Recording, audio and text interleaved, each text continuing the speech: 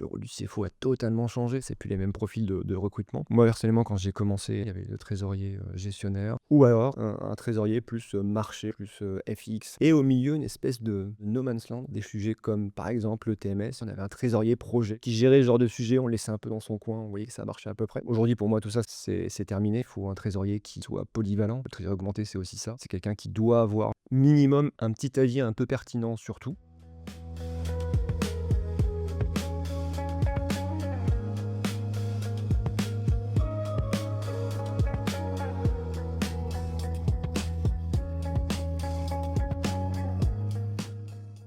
Bonjour à tous les deux.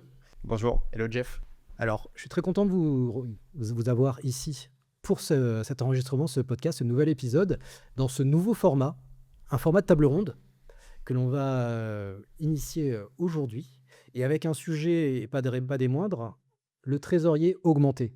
Donc le trésorier augmenté, c'est un sujet, c'est un terme que l'on entend beaucoup, et sous lequel se cachent beaucoup de choses. On va en parler, débattre et creuser le sujet tous les trois. Mais avant de commencer, j'aimerais bien que vous vous présentiez.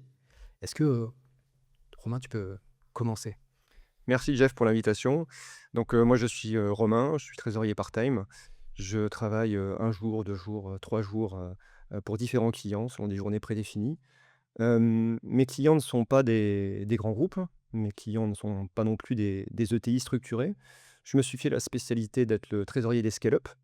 Ma définition des scale-up, ce sont des entreprises technologiques la plupart du temps, mais pas systématiquement. Ça peut aussi être des entreprises traditionnelles qui ont pour point commun l'hypercroissance, qu'elles soient organiques ou qu'elles soient faites par le biais d'acquisition. Mes clients n'ont pas encore de trésorier, ils vont vite et ils ont une roadmap dense et complexe qui nécessite l'intervention d'un senior la plupart du temps, sans forcément avoir besoin de staffer full time. Et c'est ce qui me plaît le plus, c'est ce qui m'enthousiasme le plus dans mon activité, c'est vraiment d'avoir la possibilité de structurer la fonction cash management à partir d'une quasi feuille blanche la plupart du temps. Très bien. Simon? Écoute, merci également. On s'était vu il y a pas si longtemps, mais c'est cool d'avoir ce format-là avec Romain en plus. Donc, Ouais, exactement, parce que tous les deux, en effet, tous les trois, on se connaît déjà oui, c'est et on vrai. a déjà fait des épisodes ensemble par le passé. Exact. Et donc pour ma part, je suis le CEO et fondateur d'une solution qui s'appelle Afacto, qui est une solution SaaS, qui est un logiciel en fait qui permet d'optimiser la gestion des programmes d'affacturage de clients entreprises. Donc on travaille principalement avec des ETI, des grands comptes euh, français, européens, et avec principalement des factors, donc des banques européennes.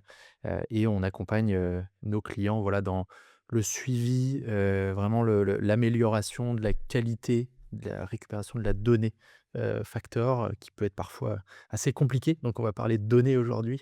Je pense que ça va être intéressant de creuser ces points-là. Et auparavant, dans une précédente vie, j'ai travaillé presque pour une scale-up, pour une ESN qui était basée en Suisse, et j'ai été trésorier pendant un peu plus de 7 ans sur une évolution voilà, assez importante, puisque quand j'ai démarré, on devait être à une centaine de millions de CA, et quand je suis parti, on était au milliard, donc avec des problématiques internationales, beaucoup de sujets cash management, des sujets outils aussi.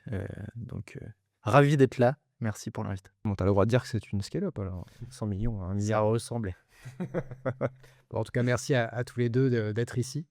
Alors, on va attaquer le sujet du jour, mais avant, j'aimerais qu'on parle un peu de l'actualité, parce qu'il y a quelques sujets d'actualité qui impactent les trésoreries aujourd'hui. On va parler d'un premier sujet qui est la VOP. Donc, la VOP, c'est un sujet qui a quelques mois. Aujourd'hui, là, on a à peu près 8 mois d'historique sur son lancement.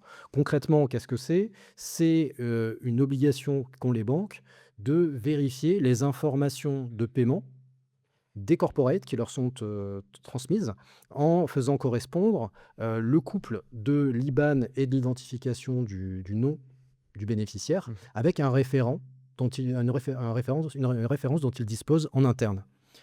C'est un sujet qui, sur le papier, paraît être une excellente manière de lutter contre la fraude et en particulier la fraude au virement. Mais qu'en est-il aujourd'hui? Est-ce que ça marche? Est-ce que ça fait vraiment avancer et réduire la fraude? Quel retour on a, Romain? Écoute, c'est un sujet qui est pas vraiment terminé pour moi. C'est une excellente idée, c'est une très bonne initiative. Mais c'est une initiative qui vient aujourd'hui plutôt concerner, selon moi, plutôt des très grands groupes ou des entreprises qui sont déjà extrêmement structurées en termes de lutte, contre la fraude. Pourquoi? Parce que, le système et la façon dont ça a été fait au niveau des banques, demande en fait une très grande rigueur dans, le nommage, des différents fournisseurs, des différents salariés pour ne pas avoir de rejet. Donc la rigidité du système est un petit peu forte et elle est pas forcément adaptée à la plupart des sociétés parce que très concrètement aujourd'hui, si, voilà tu as un fournisseur qui est enregistré à un certain nom X et que la banque a une légère variation dans la façon dont le Mmh. bénéficiaire est enregistré, bah, en fait le virement ne va pas passer, Oui, c'est tout ça, c'est-à-dire que simplement. les entreprises qui n'ont pas la capacité de vérifier leur base tiers en amont avant de faire leur paiement, ont des chances plus importantes, voire élevées, de voir leur paiement, rejeté par la banque. Ce qui est, opérationnellement est assez, peut-être assez problématique. Bah, exactement. Là, Mmh. moi, les banques me disaient quand j'en discutais en off avec elles que, sur certains clients, test, ils avaient essayé, on pouvait atteindre des taux de rejet, de l'ordre de 30, ce qui est pas acceptable, hein, quand Mmh. tu as besoin de payer tes fournisseurs, en temps et en heure. Et en termes de charges opérationnelles pour les équipes, souvent quand tu as fournisseurs qui Mmh. doivent, dans l'urgence, répondre aux différentes demandes des banques, une par une, hein. Faut imaginer le truc, Ouais. potentiellement un mail pour un rejet, enfin ça peut vraiment devenir un cauchemar. Ouais, l'impact opérationnel est énorme, quoi. L'impact est énorme et donc les banques en fait, en off quand tu leur demandes: «Mais voilà, faut le faire, faut pas le faire?» En fait, elles te disent: «Bah, non, faut peut-être mieux pas le faire pour le moment». Ça paraît un peu contre-intuitif, mais eux-mêmes, sont convaincus que le dispositif est pas encore, complètement Mmh. finalisé et vient un peu comme la pierre angulaire, de la pyramide, en se disant: «Bah, OK, voilà, la boîte qui a nettoyé son référentiel, la boîte qui a souscrit une offre, de lutte contre la fraude Mmh. type Sysidy, Trustpert. OK, peut-être que là, on peut l'envisager, mais avant ça, c'est pas vraiment une bonne idée». Voilà. Ouais, donc il y a une courbe de maturité, comment dire? À suivre pour que vraiment cette solution puisse, avoir l'impact qu'on souhaiterait qu'elle ait et avoir l'effet à Exactement. la fin, sans handicaper opérationnellement, quoi. Surtout, Donc là, concrètement, ça marche comment? C'est moi, en tant qu'entreprise, je j'active ou c'est ma banque qui active pour moi? C'est quoi le fonctionnement? On a un système de balises, en fait, hein, donc tu peux Ouais. vraiment, en fait, dans le fichier XML, alors j'ai plus le nom, c'est opt-in, opt-out, je mmh. crois, c'est ça, Non, hein? ça, c'est le fait oui, Ouais, c'est le fait voilà, d'opter. Mmh. d'opter pour la VOP ou pas, OK. et c'est comme ça qu'en fait que tu l'enclenches. Alors je crois qu'il y a la possibilité aussi de dire à sa banque, ou tu certaines banques acceptent par défaut D'accord. de l'embrayer, OK. systématiquement. Mais bon, là, c'est vraiment pour les entreprises qui sont très prêtes, très matures, Ouais. donc je ne le recommande pas à tout le monde. OK. Parce que tu parlais d'obligation en intro, mais en fait, aujourd'hui, c'est pas obligatoire. C'est pas toutes les entreprises qui ont, Non, non, non, besoin c'est il y a une, besoin de une possibilité d'opter pour d'accord. cette solution, mais c'est uniquement enfin, que c'est l'entreprise Mmh. d'opter ou pas pour la solution. La banque elle-même est obligée de fournir ce Ouais. service parce que c'est une obligation qui s'est imposée à elle. OK. Ce n'est c'est pas son initiative Mmh. Ouais. de produire ce service-là, c'est un service qui a été enfin, qu'elle doit rendre de manière obligatoire. OK. On revient toujours à la même chose, Clair. hein, c'était un peu comme la DSP2, on est Oui. sur Oui. des directives, qui s'imposent aux banques, mais que les banques n'ont pas forcément amenées Ouais. et donc on a un service qui vaut ce qu'il vaut derrière, Oui. parce que c'est pas forcément le choix des banques. Mais c'est vrai que c'est intéressant ce que tu dis parce Mmh. que c'est un petit peu contre-intuitif par rapport à ce qui se passe pour les particuliers où, pour le coup, depuis quelques Oui, mois, c'est c'est un 100 besoin web contraignant. obligatoire Ouais. et il y a pas d'alternative. Donc finalement, c'est assez dégradé, pour l'environnement des entreprises par rapport à un particulier. Bon, c'est souvent comme ça, mais Autre sujet, qui va arriver et qui va arriver très rapidement, c'est, bah, la nouvelle standardisation ISO 20022 qui est prévue pour le 15 novembre. Le 15 novembre, c'est demain au jour, où on enregistre, cet épisode et qui va obliger les entreprises à, dans leur paiement format ISO, structurer leurs données d'adresse. Donc, jusqu'à aujourd'hui, les adresses, si elles apparaissaient structurées, qu'est-ce que ça veut dire? C'est-à-dire que les données d'adresse sont présentes dans le fichier, mais elles sont présentes dans une balise. Elles peuvent être présentes dans une balise unique. mmh mh. Si toutes les informations sont regroupées dans une balise unique, aujourd'hui ça marche. À partir du 15 novembre, le paiement est en rejet. C'est pas neutre. Certes, on parle juste du format, de la structure de l'adresse. Ça peut paraître quelque chose je dirais, pas forcément de très, très significatif, mais l'impact, c'est le rejet potentiel du paiement. Donc, l'anticipation est très importante et qu'est-ce qu'il en est, toi, tu vois dans les entreprises dans lesquelles tu Ouais, je pense que c'est probablement un des plus gros sujets, les plus sous-estimés, mmh, dans ma carrière. J'en ai vu quelques-uns comme ça. Celui-ci est absolument pas anticipé par toutes les directions autres que celle de la trésorerie, de manière assez surprenante, peut-être parce que les directions financières sont occupées autre chose, notamment sur la facturation électronique. Mmh. Mais, aujourd'hui, voilà, moi je vois quand même beaucoup de mes clients ou de prospects d'autres entreprises qui sont pas foncièrement vraiment prêts mmh. sur ce sujet-là. Il y a un nettoyage quand même des référentiels qui est assez important à faire. Généralement, on ne va pas se mentir, n'a jamais été vraiment fait, hein, par la plupart des directions financières. C'est toujours le truc qui passe en dernier, on se dit qu'on le fera, puis on le fait jamais. Donc, les entreprises sont pas prêtes, hem, ont besoin de temps parce que ça prend du temps opérationnel humain, de redescendre une base, fournisseur dans son entièreté. Et puis, il y a un sujet qui se cache derrière celui-ci, c'est une fois que tu as mis en place, ce nettoyage de ton référentiel, quid du format? Voilà, Ouais. est-ce que, le format, CFOM, 320, pour les virements internationaux, c'est l'avenir? Probablement non.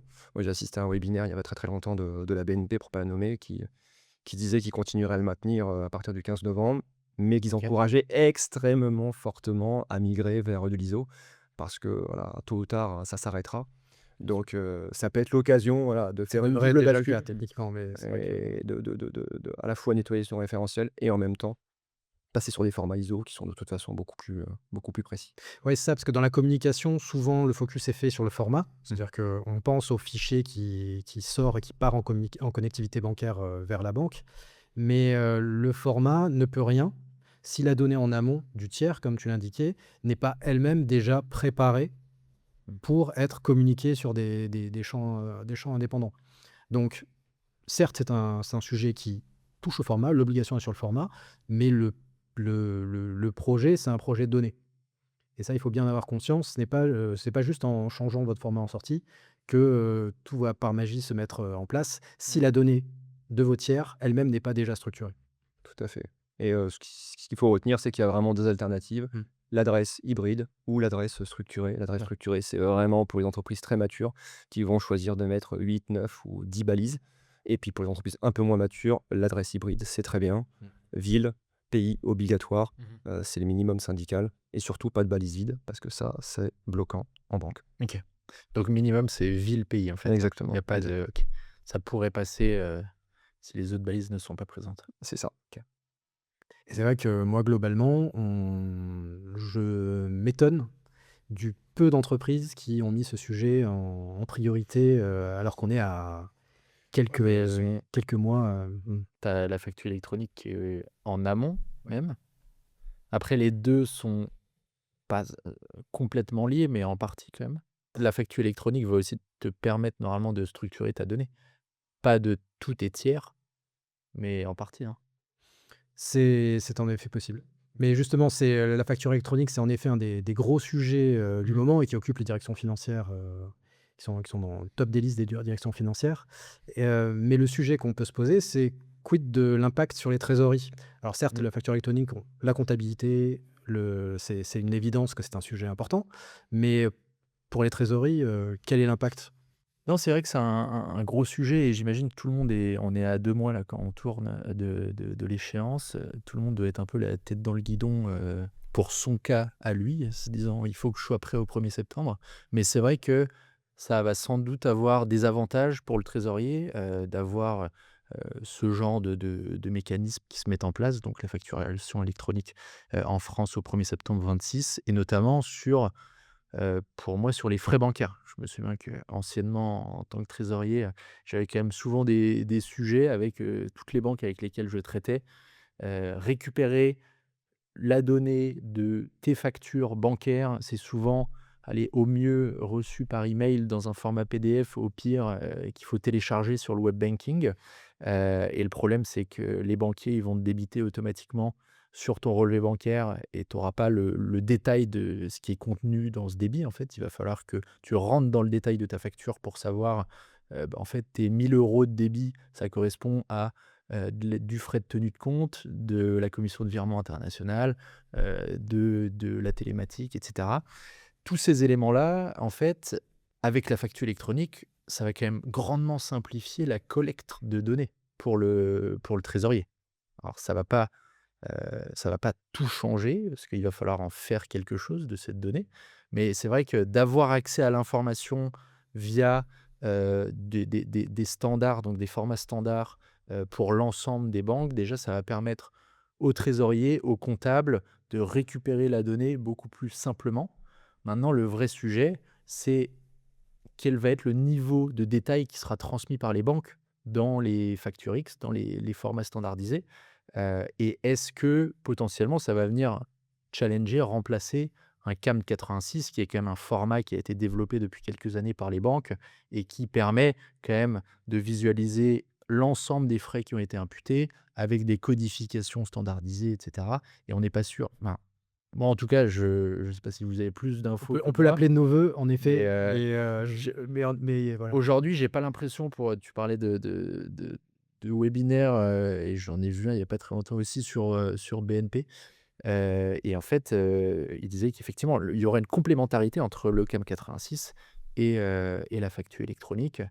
Maintenant, voilà, c'est au moins, la partie transparence. C'est vrai que souvent les trésoreries et moi le premier dans le passé, le vrai sujet, c'était de se dire: «Mes frais bancaires, mes services bancaires, je galère à avoir de la transparence dessus». Je pense que cette facture électronique va nous permettre de faciliter tout ça. C'est Oui. très, ouais, c'est très prometteur, moi je trouve. C'est vrai que moi j'ai une anecdote pour ça, dans pas mal de mes missions, un des points, qui revient souvent, c'est Mmh. la négo des frais bancaires, hein, Bien sûr, évidemment, oui. c'est quelque Mmh. chose qui est demandé, qui est regardé.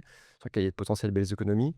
Souvent, voilà, je demande les factures, bon, bah, personne les a bien évidemment, ou alors elles sont éventuellement stockées sur un drive, on n'est pas vraiment sûr, il en manque, C'est enfin voilà, c'est pas c'est déjà toujours souvent. un peu la même histoire et pour la petite anecdote, bien souvent, quand je demande aux banques, bah, ils me disent, en fait, de les télécharger sur le web Ouais, banking, mais très souvent, mes clients n'ont plus d'accès pour le web banking ou ont perdu les accès ou les gens ne travaillent plus pour l'entreprise.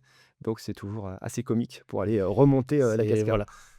Donc, à voir après, la manière dont ils codifient. S'ils nous donnent que les libellés, il faudra peut-être en interne que toi tu fasses ce travail de mapping, pour avoir une vision standardisée pour l'ensemble de tes banques, de tes clients. Mais, en tout cas, il y a un pas en avant, en tout cas sur cette transparence des frais bancaires.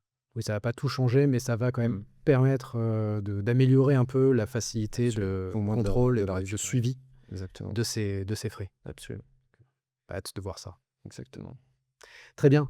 Heu, Maintenant, on va traiter du sujet du jour, donc le trésorier augmenté. Donc le trésorier augmenté, c'est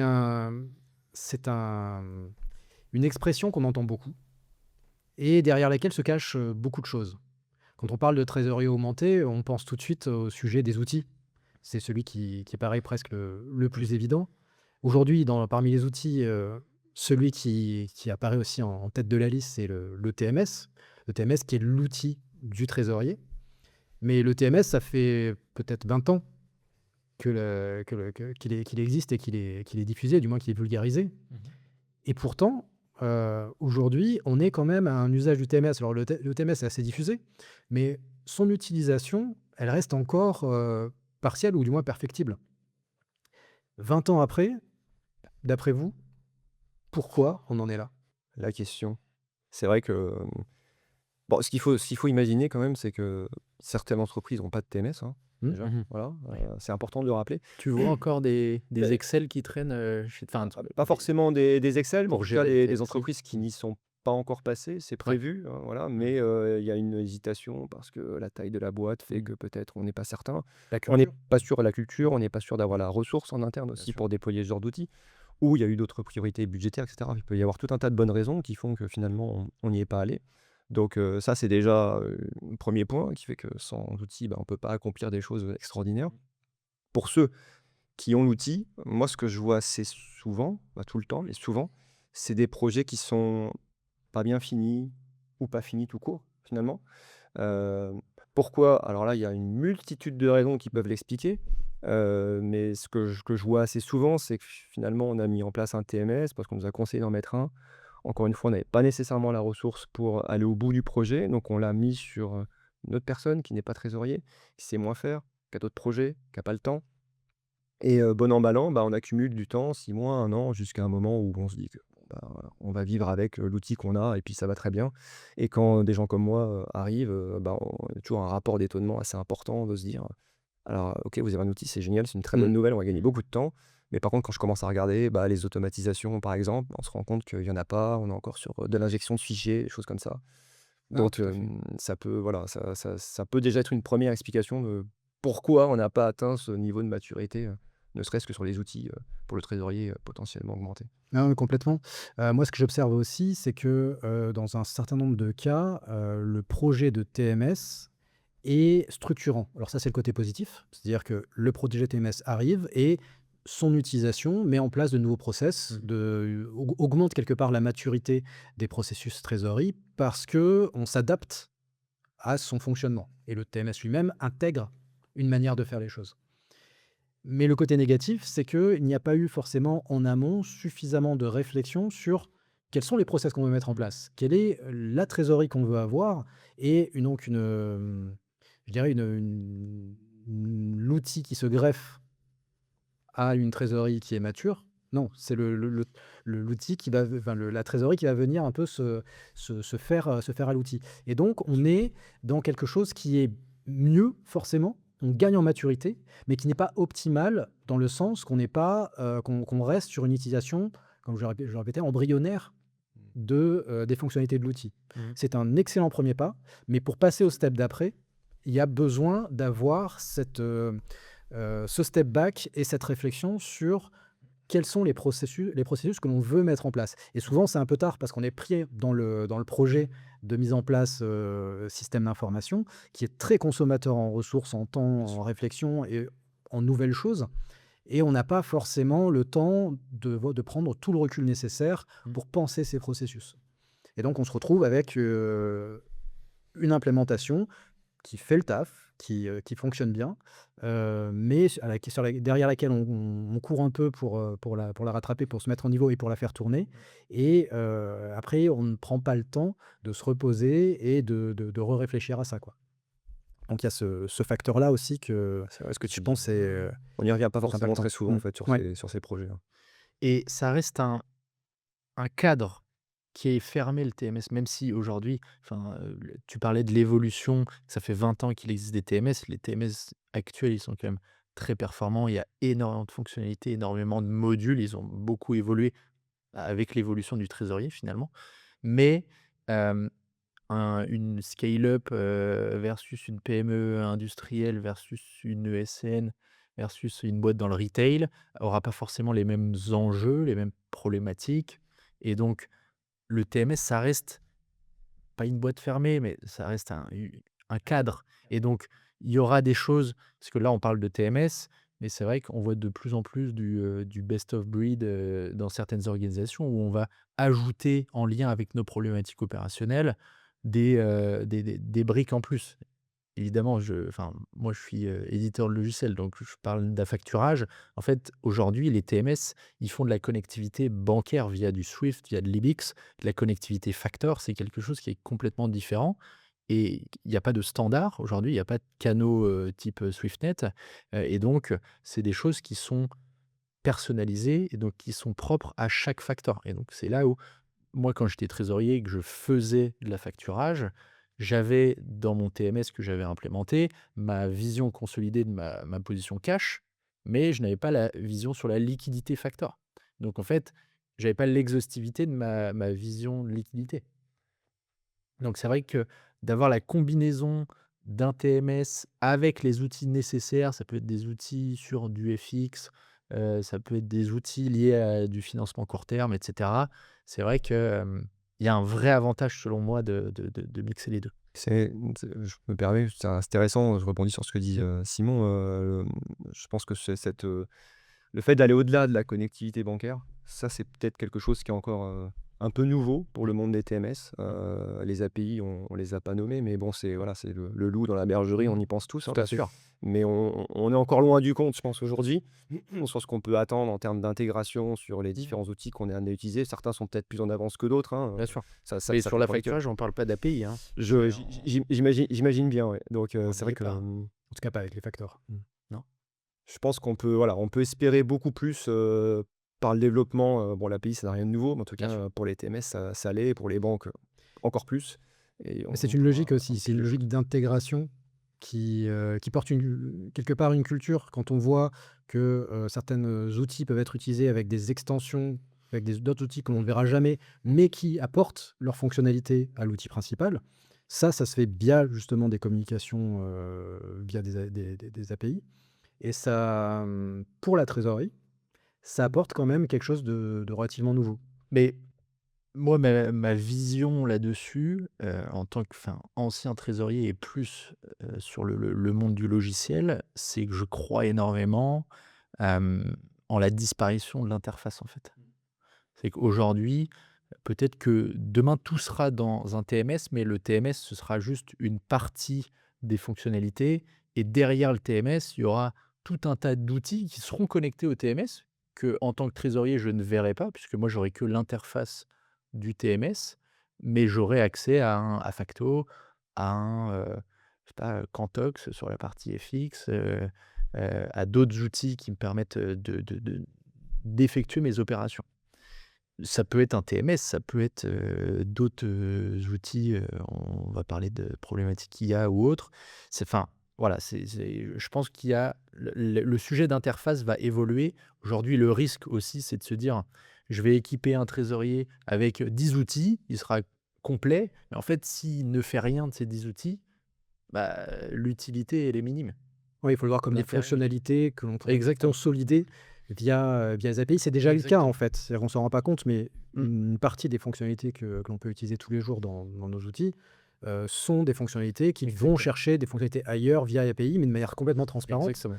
Mais là, on parle de là ce que dont tu parles, c'est quelque chose qui est poussé à l'extrême quelque part. Ouais, exactement. Mais je pense que ça va se démocratiser pour demain, ça ne fait pas de sens que tu doives, hem, jumper, pardon de mes anglicismes, tu doives passer de ton ERP à ton TMS, à parfois même ton ou tes web banking, en passant par un outil de, compta fournisseur, de paie, gestion des achats.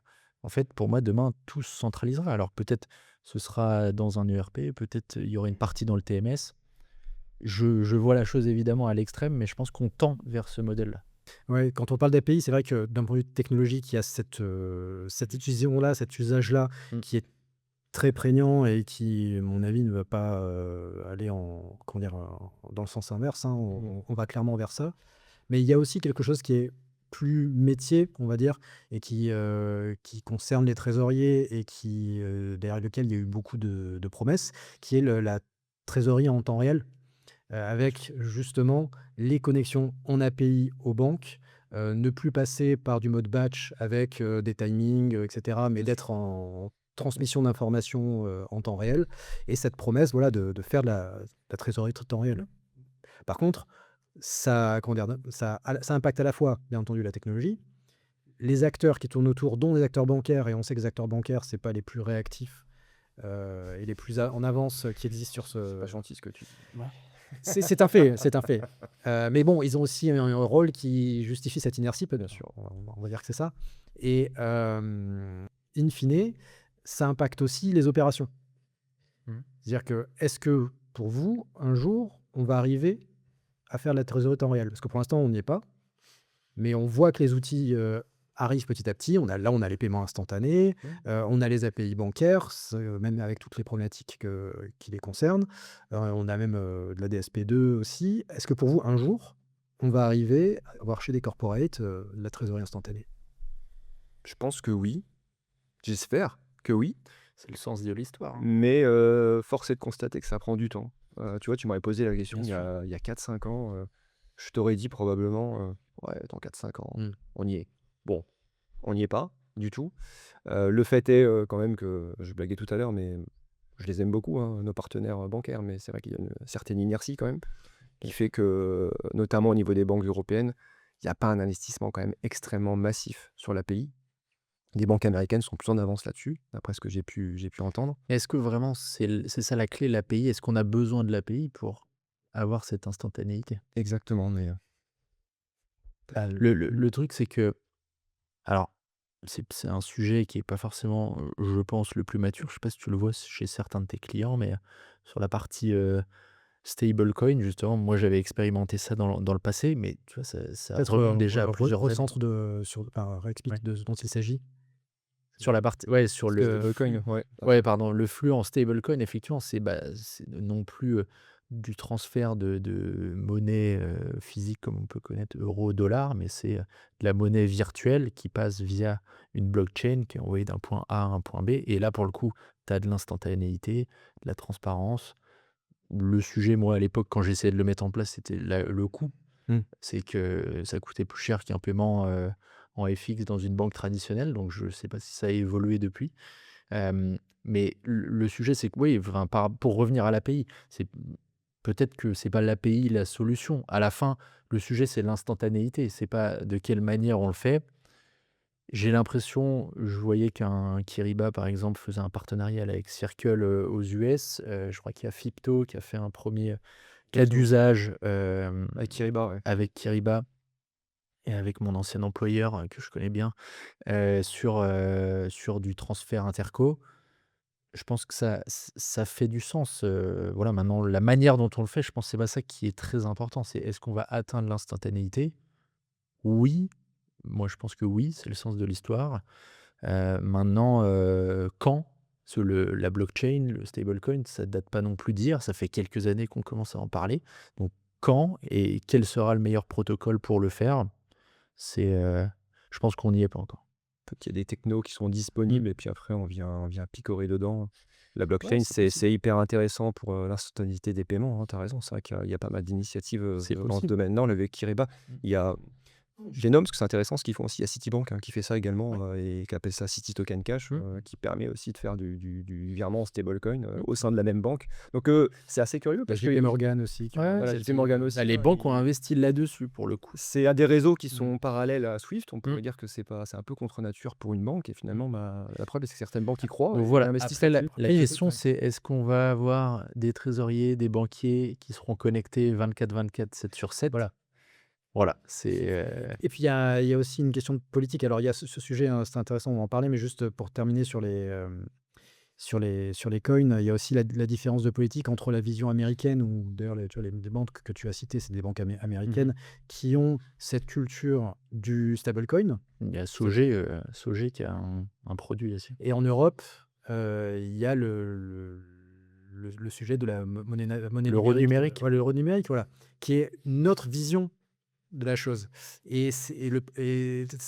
Au-delà de la technologie, au-delà de comment dire, l'adoption de cette technologie, il y a aussi l'aspect politique La contrainte qui est très réglementaire. important et qui peut avoir un impact énorme sur le time to market, hein, sur le jour Ouais. où en effet ce sera vraiment, enfin pas time to market, l'adoption même ces technos. Et donc ça, on le verra. Mais en effet, et c'est un très bon point, et ce que tu indiquais, l'impact après sur le quotidien du trésorier, sur comment on fait de la trésorerie, pour toi, ça déjà, à quoi ça ressemblerait L'équipe qui fait les 3-8. Mm. Ah.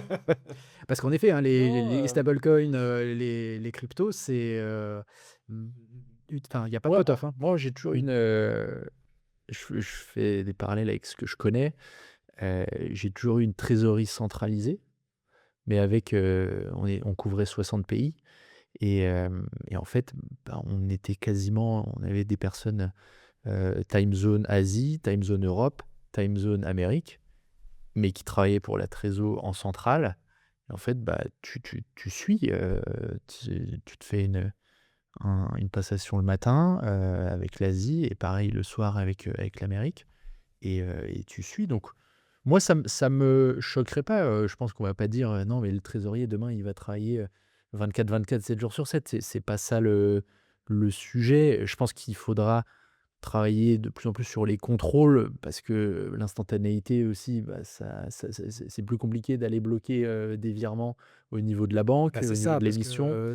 quand... Donc il y a des sujets de Mm. contrôle, mais derrière, on gagne tellement de temps d'avoir, une rapidité d'exécution, des salaires en urgence. Enfin, j'imagine que toi, au quotidien, c'est des choses que tu vois en permanence. Moi, ça me rappelle, pas mal de points. Ouais, mais sur les cryptos, il n'y a pas de banque. C'est-à-dire que Alors là, toi, voilà, pour moi, on parle de, je parlais pas du de la crypto d'une manière hors banque. Je parlais vraiment du sujet instantanéité. Est-ce que demain, ce qu'on envoie, c'est plus du flux d'argent, euro-euro ou euro-dollar, c'est du flux token, euro enfin, monnaie numérique, je ne vais pas dire euro numérique, c'est pas le sujet. Mais donc c'est plus ça le point, c'est est-ce que derrière, oui, ça passe par, des banques? Pourquoi pas en fait, aujourd'hui, mais le problème qu'on peut avoir, c'est, heu, moi à l'époque, j'espère que ça a évolué, je sais pas si tu as 2-3 cas comme ça. Je me souviens qu'on faisait des virements, ça doit être, ouais 2024, je faisais des virements aux Philippines et j'avais, 5 à 6 jours de décalage quoi, entre la France et les Philippines parce que tu as banque intermédiaire de l'émetteur, banque intermédiaire du bénéficiaire, banque du bénéficiaire, c'est lourd. Mmh. Et SwiftNet, mais SwiftNet, ça fait très longtemps qu'ils sont là. C'est robuste, c'est en place. Maintenant, comment on crée la V2 d'un SwiftNet en fait, Ça la ça version du arrive futur? encore, hein, je te le confirme, pour des pays comme, l'Inde, par Ouais, exemple, voilà, si tu pas la bonne architecture bancaire avec, la bonne bien banque sûr, qui envoie, la bonne banque qui bien reçoit, sûr. ça peut être, extrêmement long. Mais ils ont annoncé de toute manière travailler sur des projets de modernisation, même sur un réseau aussi, d'API, hein, en parallèle de Mmh. Swift. Mais pour l'instant, c'est encore, on va dire, en construction. Bon, l'ISO 2022, ça va dans le bon sens, hein, ceci dit. On parle d'instantanéité, déjà, si tu as les Mmh. mêmes formats à peu près partout, ça Mmh. devrait déjà beaucoup mieux se passer. Exactement, ouais. C'est vrai qu'on Clair. on parle de nouvelles fonctionnalités, de nouvelles technologies, mais la standardisation en soi, Oui, c'est une manière aussi d'augmenter je la pense, ouais. capacité du trésorier à faire parce que le fait de rendre les choses plus simples, ça augmente à la fois la quantité et la Mmh. qualité de ce qu'on fait. Bien sûr. Donc, la standardisation va forcément dans le bon sens parce que c'est de la complé c'est enfin, conserver et maintenir des formats, multiples, dans tous les sens, ça n'a aucun intérêt pour un Ouais. trésorier et ça n'a rien de bon. Donc, en effet, la standardisation ISO, c'est une très bonne chose. On a parlé de beaucoup de ces outils et en effet, quand on parle de trésorerie augmentée, c'est vraiment aussi l'apparition de toutes ces technologies, la maîtrise de Mmh. toutes ces technologies qui est importante et qui fait en sorte que le trésorier d'aujourd'hui n'est pas celui d'il y a 20 ans, dont on parlait, et ne sera pas celui de dans 20 ans. Même on va peut-être dire, dans 10 ans, voire dans 5 ans, parce que dans 20 ans, je ne sais pas trop où on sera. Mais il y a un sujet dont on n'a pas parlé et qui est, un peu l'éléphant, au milieu de la pièce, c'est l'IA. L'IA, on entend parler partout. 2026, c'est l'année des agents. Les promesses sont partout. La capacité, l'outil lui-même est là. Mais vous le voyez, vous, en trésorerie? Romain? Bah, peut-être pas tant que ça. Non, je vais peut-être surprendre du monde, ou pas, hein, mais, moi, je suis assez enthousiaste, comme beaucoup, mais je vois pas encore, chez mes clients, une adoption, en fait, massive, de l'IA pour tout un tas de raisons, des questions aussi de confidentialité, souveraineté, des modèles qu'on accepte, de confier à cette IA. Encore plus quand on voit ce qui s'est passé il y a pas très, très longtemps avec Claude. Enfin, ça pose, quand même, beaucoup de questions, Ouais, bien sûr. tout ce qui se passe en termes de souveraineté. Et puis, aussi en termes de cas d'usage, je vais participer, demain soir, à un atelier table ronde avec Iban First, qui, pose des cas d'usage et qui a demandé, voilà, Mmh.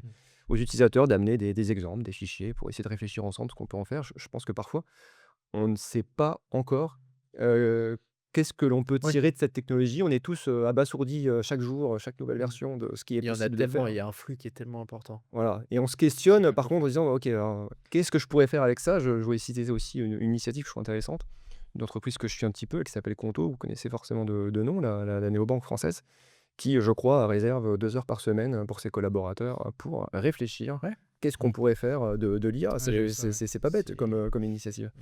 Et c'est vrai que l'IA, c'est une technologie qui est particulière, c'est parce c'est très facile de la prendre en main. En tout cas, les LLM.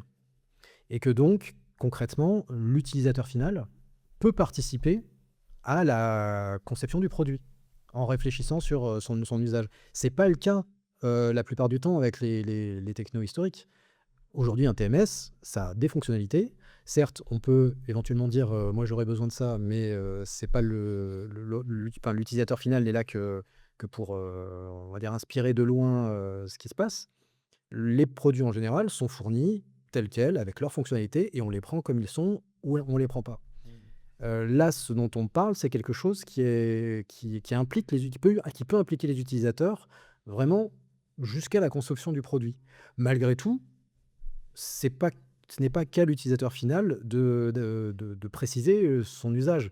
Il y a des éditeurs aujourd'hui qui travaillent sur l'intégration des technologies de l'IA dans le quotidien des trésoriers, et même si, en effet, l'application, et l'usage au quotidien se fait petit à petit, nous, par exemple, chez Axie, on a participé au test de certaines fonctionnalités, et honnêtement, c'est très intéressant. Mmh. C'est très intéressant. Ça commence, c'est quelque chose qui va se développer très rapidement, et Sur quoi t'as des exemples concrets? ouais, tout à fait. Bah, il y a un des premiers sujets, c'est les prévisions de trésorerie, Mmh. et là-dessus, on n'est pas sur du LLM, on est plutôt sur de l'approche, statistique avec des modèles, statistiques, d'IA, mais ça peut être très intéressant.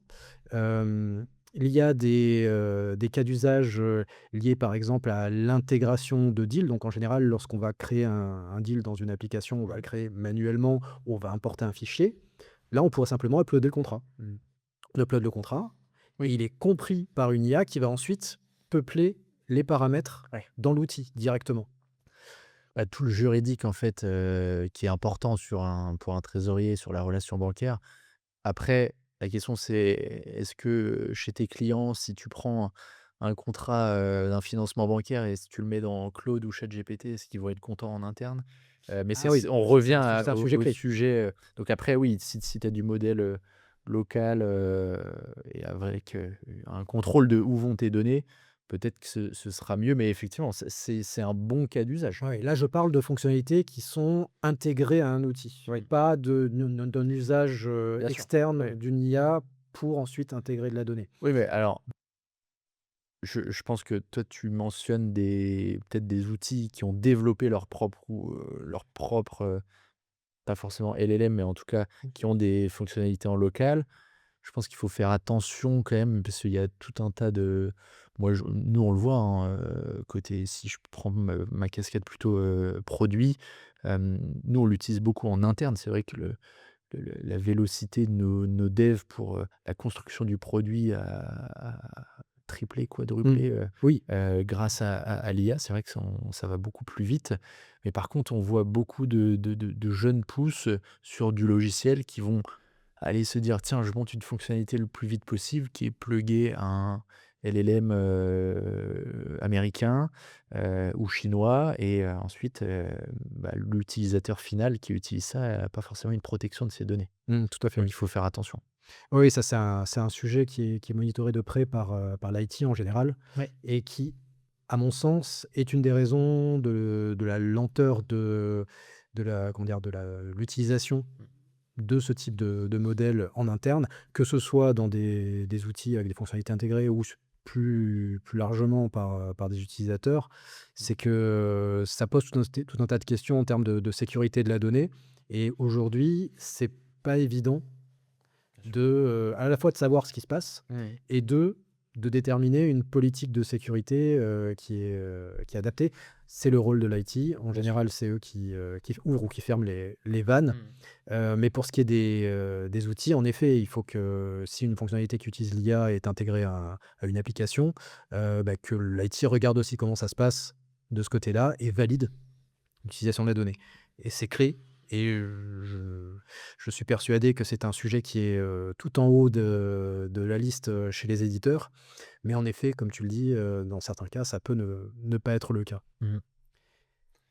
Peut-être juste sur l'IA aussi, sur les cas d'usage. Moi, je repense beaucoup à mon début de carrière, où, effectivement, je faisais beaucoup de prod. Je sais pas si c'était ton cas, beaucoup de production de reporting, Oh là là, ouais, et en fait, des heures. à l'époque où, on était recruté en tant qu'analyste, et en fait, bah, on faisait quand même, plutôt 30, max 30 d'analyse pour, 70 de production.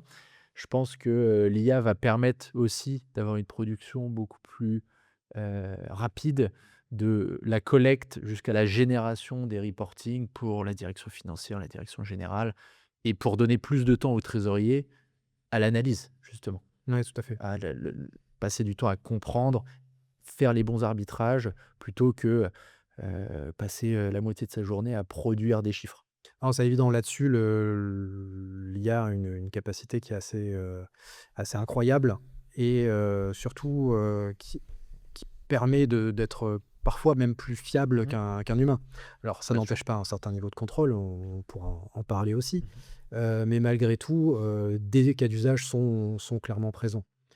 En fait, Hem, la question, c'est comment est-ce que tu vas exploiter le temps que tu vas avoir en plus, Exactement. en gagnant sur la Mm. productivité? Et c'est vrai que d'un profil à l'autre, ça sera pas forcément la même réponse et je pense que ça va peut-être aussi un petit peu, redistribuer, les cartes sur, le portrait robot du parfait trésorier qui, tu le disais, on a commencé nos carrières, peut-être au même à peu près au même moment. Mhm. Je dois être un petit peu plus âgé que toi. On va pas dire les âges, hein, voilà. C'est pas le thème. Mais en tout cas, je pense que quand on a démarré, voilà, il y avait une part de productivité qui était assez importante et c'est là-dessus qu'on était attendu. C'est clair. Là, demain, on peut imaginer, voilà, des profils complètement différents qui automatisent un maximum de choses et qui sont en mesure Bien de sûr. vraiment se poser sur les chiffres et de réfléchir, à l'analyse, à comment on en tire, voilà, une substantielle moelle pour essayer de projeter des choses et de faire du forecast, par exemple. Donc Ouais, c'est clair. ça redistribue les cartes et même ça pose la question aussi pour, l'école, les formations, quel est le bon profil quoi finalement? Et Mm. on a souvent, en finance, hein, en mmh. général, l'image du financier qui est le bon petit soldat qui fait des heures, il arrive tôt, il part tard, voilà, il est sur sa chaise. Est-ce que demain, voilà, le parfait financier, ça sera ça? Moi je suis pas convaincu du tout. Je pense que c'est quelqu'un qui réfléchira bien avant d'être quelqu'un qui fait beaucoup. Ouais. Non, c'est clair. Non, tout à fait et tu as évoqué le cas des prévisions. Les prévisions, c'est un des sujets, prioritaires, hein, Mmh. sur l'application de l'IA. Tout le monde souhaiterait avoir des prévisions de trésorerie qui se génèrent Un truc automatiquement, magique avec un bouton. voilà, exactement, Bonne prévision et tu dessus. exactement. Mais même si l'IA peut aider, l'IA ne pourra jamais avoir un résultat qui est intéressant si les données sous-jacentes ne sont pas bonnes Mmh. et là-dessus, souvent, il y a peut-être je dirais une sous-estimation, du rôle de la donnée avant de penser à la fonctionnalité, qu'elle soit IA ou pas d'ailleurs, et est-ce que peut-être pour vous, si dans le cadre de notre thème, hein, le trésorier augmenté, avant de penser à tous ces sujets, d'outils et d'IA, est-ce qu'il ne faudrait pas s'intéresser avant tout, bah, à la donnée? Bah, là, tu me regardes, tu une porte ouverte, hein. C'est clair que moi, je suis, assez, extrémiste là-dessus. Voilà, je suis vraiment un chantre de la donnée propre. Mmh. Je suis convaincu, le fameux bullshit in, bullshit out, est totalement vrai.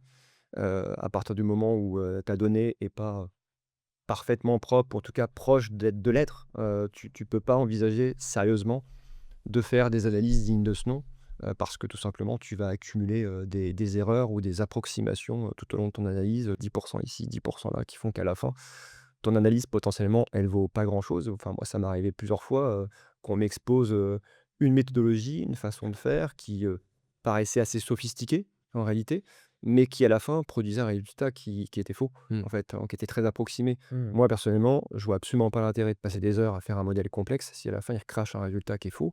Je préfère faire quelque chose qui est simple, mais en revanche, qui est extrêmement solide, extrêmement bétonné sur, la qualité de la donnée première, notamment si on fait le lien avec le TMS. Mmh. Cette fameuse catégorisation que tu peux faire dans le TMS qui parfois est faite, plus ou moins bien par pas mal d'entreprises parce qu'on n'a pas le temps en fait, tout simplement. Donc on n'y investit pas suffisamment de ressources. Mais à la fin, quand on veut sortir quelques analyses, de son TMS, bah, on a une donnée qui a été mal catégorisée, donc potentiellement, Mmh. des extrapolations qui sont fausses en fait. Mmh.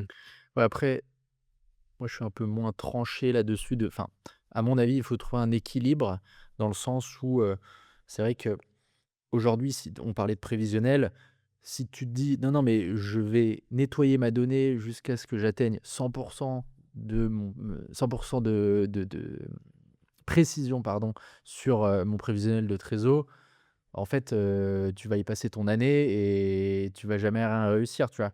Donc je pense je vois plutôt un modèle hybride où tu vas plutôt itérer, tu vas nettoyer ta donnée partiellement, voir les résultats que ça te sort et puis continuer de manière itérative jusqu'à atteindre un niveau qui soit convenable.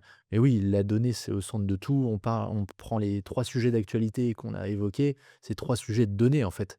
Donc on ne parle que de données, c'est le point d'entrée. Maintenant, voilà, il faut, si on passe son temps à juste nettoyer la donnée, on risque d'impacter quand même son opérationnel au quotidien, je pense. Après, tu vois, sans parler de propreté de données, hein, on parlait de prévisionnel juste avant. Moi, je travaille avec beaucoup de scale-up, comme je le disais.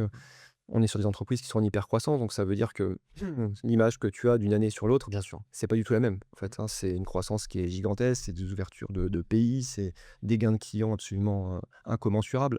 Donc, comparer l'entreprise sur la base de ces 3, 4 dernières années d'activité va être compliqué pour un modèle, je Bah, pense, parce évidemment. que bah, lui, il va pas savoir comment faire, en Toi, tu es fait, hein. dans un modèle qui est quand même très spécifique et enfin, il y a des structures, si on parle que prévisionnel de trésor, il y a des structures, à mon avis, qui sont plus simples à forecaster que les tiennes où ça doit parfois faire un peu le yo-yo et partir très haut très vite. Je pense que ça sera finalement peut-être très efficace pour des entreprises, peut-être très traditionnelles, qui ont une croissance Bien extrêmement sûr. maîtrisée, le petit 3-4% chaque année qui va bien. Et peut-être que pour ces structures-là, qui sont pas les plus enclins à utiliser l'IA, est-ce que ça serait pas, bah, je suis pour eux que ce serait fait en fait. Je suis pas d'accord en fait, parce que tout simplement, si jamais ton modèle est prévisible, tu as pas besoin de l'IA pour prévoir. En fait, c'est très, très bête, Ouais. mais les méthodes simples de prévision, si tu as une saisonnalité qui est toujours la même, si t'as pas ta croissance, elle est complètement anticipable, etc. Si tu as des contrats long terme et que, grosso modo, à partir du moment où tu les as signés, ils sont signés et qu'il n'y a pas de choses qui peuvent être arrivées à droite à gauche, bon, bah, tu n'as pas besoin de l'IA pour ça. En revanche, ce qui est intéressant, l'IA est intéressante pour identifier des patterns que toi, un humain, n'aurait pas identifié sur des masses de données. Ouais.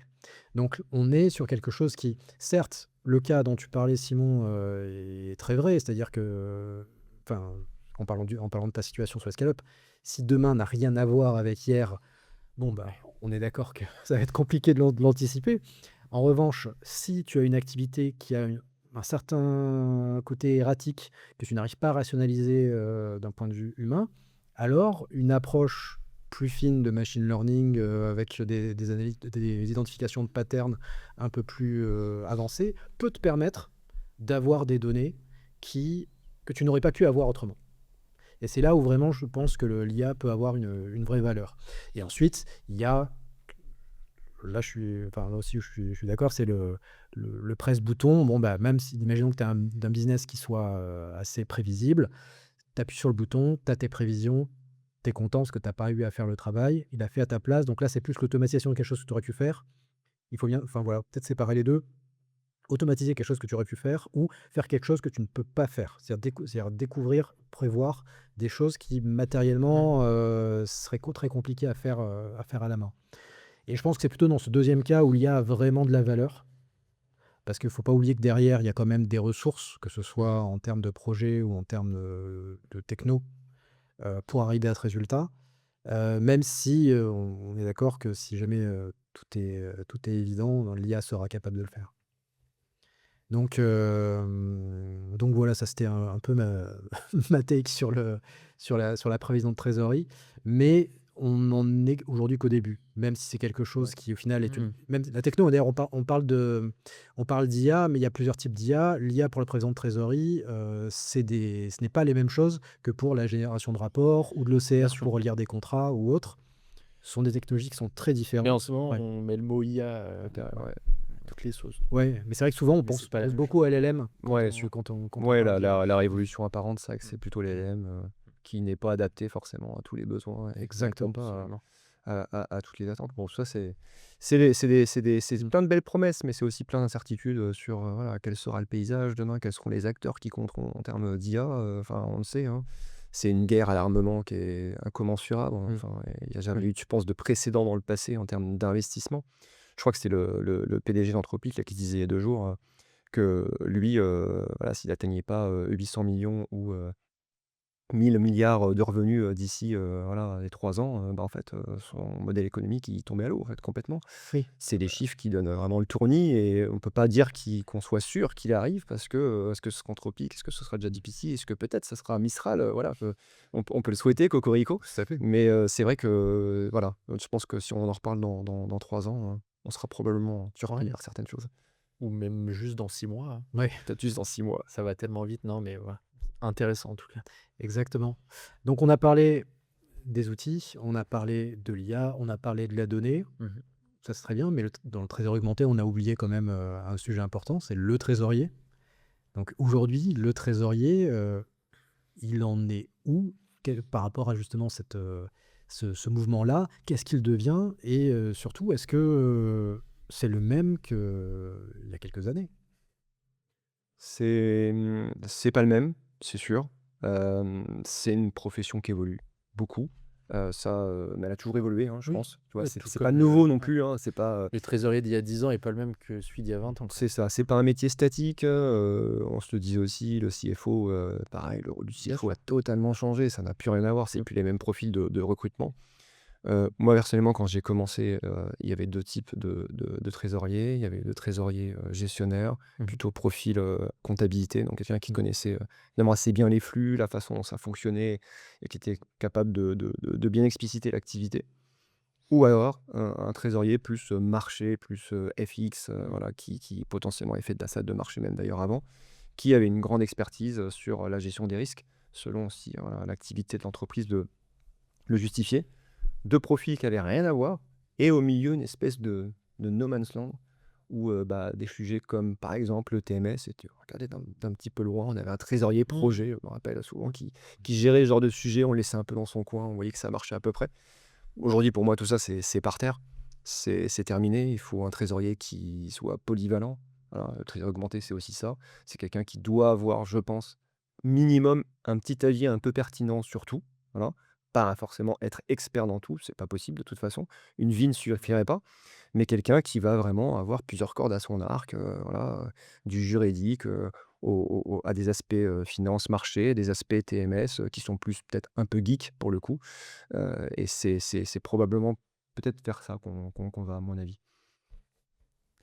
Non, non, mais je te rejoins complètement et en fait, le vrai sujet, c'est que je pense qu'on parlait d'IA juste avant, donc on se dit: «Est-ce que, je vais me faire remplacer par une IA?» et bah, enfin, voilà, on va pas rentrer dans ces extrémités-là. Je pense que c'est pas du tout ça le débat. Je pense que par contre, il faut prendre le train, comme tu le disais. Il faut qu'il y ait une certaine, polyvalence. Je pense qu'il faut qu'il y ait une certaine appétence aussi Mmh. sur les sujets, de tech finalement, sur les sujets parce que les outils, la donnée, il y a quand même beaucoup d'IT autour. Donc, il faut être curieux de ça. Il faut tester aussi les outils. Il faut, comme tu disais, bah, participer à des tables rondes avec, d'autres personnes pour partager les cas d'usage. Mais oui, le trésorier va continuer à évoluer. Je pense qu'il sera, comme je le disais tout à l'heure, beaucoup moins dans la production, beaucoup plus dans le contrôle, dans l'analyse, dans l'arbitrage des données et donc sur des jobs qui vont être quand même beaucoup plus importants, voire enfin stratégiques, à l'avenir, ouais.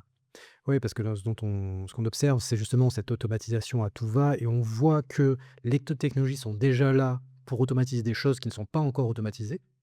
Mmh. Aujourd'hui, par exemple, il y a déjà des POC qui sont faits sur, mettez en place une politique d'investissement, vous uploadez votre politique d'investissement et l'outil va de lui-même, proposer les investissements à faire, en fonction des offres, qui sont faites par les différents fournisseurs Mmh. et dans lesquels donc le trésorier n'a qu'à valider la sélection qui est faite. Donc pour moi, il y a un sujet qui se pose et qui va se poser, c'est l'automatisation à tout va Mmh. dont on parle. In fine, heu, s'il se passe quelque chose d'incorrect, quel est le rôle du trésorier? Ça va être sa responsabilité à lui? Ça va être la responsabilité de l'éditeur? Est-ce qu'on peut laisser une trésorerie, automatisée, même peut-être pourquoi pas, complètement? Est-ce que tu as un avis là-dessus, Romain? Ça me paraît, enfin, minima délicat, voire impossible, quoi. Parce qu'en fait, enfin, chaque métier est différent, mais c'est vrai que dans la trésorerie, c'est concret, quoi, tu vois? On parle de vrai argent, on parle de transfert à des tiers, hein, Mmh. de partenaires, heu, voilà, c'est du concret. Donc pour moi, les erreurs ou les problématiques que l'on peut rencontrer sont vite très graves, en fait. Mmh. Et de ce fait, je suis pas certain qu'il y ait beaucoup de professionnels qui soient très à l'aise avec le fait de se dire, «Bon, voilà, moi, je mets le mode automatique, tranquille et puis je vais me prendre un petit cocktail en attendant». Non, voilà, je pense qu'il y aura toujours un œil, à minima de relecture peut-être, de ce que l'IA, de ce que les machines vont être en mesure de proposer pour être critique ou au moins pour se rassurer en se disant: «OK, le job a été bien fait et peut-être il a été bien fait à 95 et moi j'apporte les 5 qui permettent de passer, d'une analyse correcte à une analyse, peut-être excellente», tu vois? Ça sera peut-être ça l'enjeu pour le futur du trésorier. Et pourtant Je ouais. Ouais, je pense que la formule, célèbre, c'est, «La confiance n'exclut pas le contrôle». Je pense que c'est encore plus valable maintenant. Oui, on va avoir, plus d'outils, plus de fonctionnalités pour générer, produire pour nous. Maintenant, si on produit et qu'on transmet, qu'on se dit: «OK, c'est tout bon», je pense que ça va poser quelques problèmes à quelques trésoriers. Donc je pense pas que ce soit la bonne approche, mais au contraire, c'est de se dire: «J'ai de la donnée, j'ai des propositions d'analyse. Maintenant, je dois contrôler, je dois challenger ce qui est fait, je dois arbitrer et c'est comme ça que je vais apporter de la valeur, en fait». C'est ça la clé. C'est certain. Je pensais à ça aussi, c'est que tous ces mécaniques, toutes ces automatisations, tous ces outils, permettront demain à beaucoup de boîtes, d'accomplir beaucoup de choses, Bien sans sûr. forcément Mmh. avoir une énorme équipe. Ah Donc, absolument. peut-être qu'aussi le temps des grandes équipes en trésorerie, dans certains types d'entreprises, Mmh. c'est peut-être un temps qui est révolu et que demain, une personne seule pourra accomplir, beaucoup de choses. Moi, je prêche un peu ma paroisse, c'est quelque chose auquel je crois vraiment beaucoup. Mmh. Moi, je fais pas d'opérationnel dans le cadre de mon travail parce que c'est pas possible vu que je suis en part-time. Mmh. Cet opérationnel, je l'ai laissé, les équipes qui en sont en charge sont des financiers, qui sont pas des trésoriers Sur Patreon. et vous savez quoi? Ça se passe très bien, en fait. Ça se Mmh. passe très bien parce que c'est pas du tout, impossible à exécuter les tâches, opérationnelles de la trésorerie pour quelqu'un qui a le bon mindset, qui a les bons réflexes, le sens de la réactivité, l'urgence et cetera. Finalement, la vraie valeur ajoutée du trésorier, c'est, voilà, ce côté, tech, ce côté, gestion de projet où il Mmh. gère des projets comme personne. C'est là qu'on l'attend et c'est peut-être aussi, tous ces outils permettront un peu de se libérer, on va dire, des chaînes, je suis révolutionnaire ce soir, de l'opérationnel pour aller vers la vraie valeur ajoutée, les vrais sujets. Non, mais enfin, c'est sûr que l'opérationnel pur, le même, la réconciliation d'un prévisionnel, du rappro, on n'a pas parlé de sujet de rapprochement bancaire sur la partie IA, mais enfin, c'est des choses à valeur ajoutée relativement faible. Je pense que, oui, enfin, ce volet stratégique, est clé et par contre, il faut pas qu'on laisse l'outil en roue libre. Il faut qu'il y ait cette personne qui soit là, qui soit le gardien du temple. Et bien, ce sera le mot de la fin. Merci à tous les 2 pour cet échange et pour, toutes ces témoignages et ces réflexions. C'était, vraiment, je pense, intéressant. Le sujet a été traité, il y a tellement de choses à en dire. J'espère qu'on aura pu couvrir, une bonne partie et Merci Jeff. en tout cas, bah, Merci Simon. Merci à vous, hein. C'était top. Puis on se refait ça quand tu veux. ça marche. Rendez-vous pris.